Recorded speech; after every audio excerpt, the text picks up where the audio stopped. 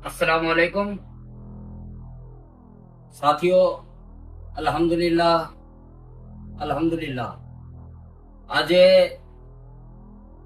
કચ્છમાંથી સૌપ્રથમ મુસ્લિમ યુવા કોર કમિટીની ટીમ અમદાવાદ આવી છે અને અમદાવાદ હાઈકોર્ટના વકીલો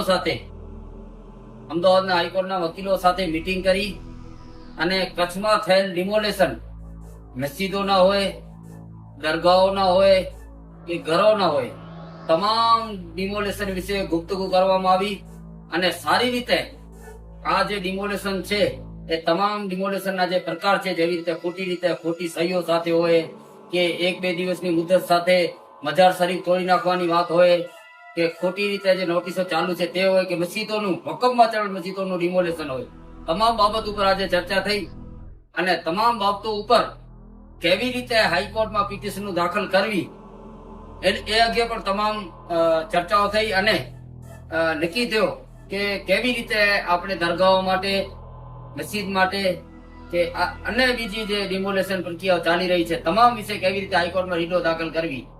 તો આજે અમે આવ્યા છીએ અહીંયા અમદાવાદ હાઈકોર્ટના વકીલોથી મુલાકાત કરી છે અને ટૂંક સમયના અંદર જ કચ્છની તમામ PLLO અને રીટ પિટિશન હાઈકોર્ટમાં દાખલ થશે.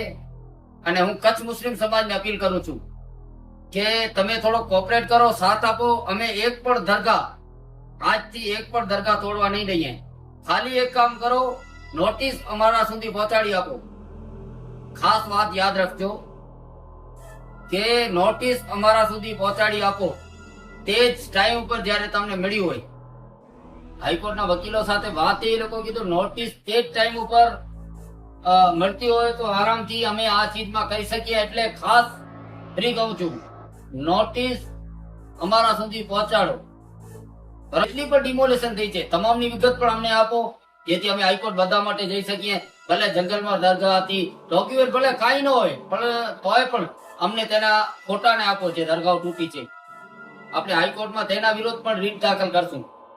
સાથે સાથે આજે અમે સવારના કચ્છ જિલ્લાના જિલ્લા કલેક્ટર સાહેબની પણ મુલાકાત કરી હતી અને મુલાકાત કરી જમાતે ઉલમા નું લેટર પેડ આપ્યો, ઉલમા હિન્દનું લેટર પેડ આપ્યો, મુસ્લિમ યુવા કોર કમિટીનું લેટર પેડ આપ્યો અને રજૂઆત કરી. સારી રીતે આજે વાત થઈ કલેક્ટર સાહેબ સાથે કે સાહેબ તમે ટાઈમ નથી આપતા અને વકફભાઈ જુઝર વિશે, વકફ બોર્ડ વિશે ઘણી બાબતોમાં ચર્ચા થઈ અને અમુક બાબતોમાં કલેક્ટર સાહેબ એગ્રી પણ થયા છે.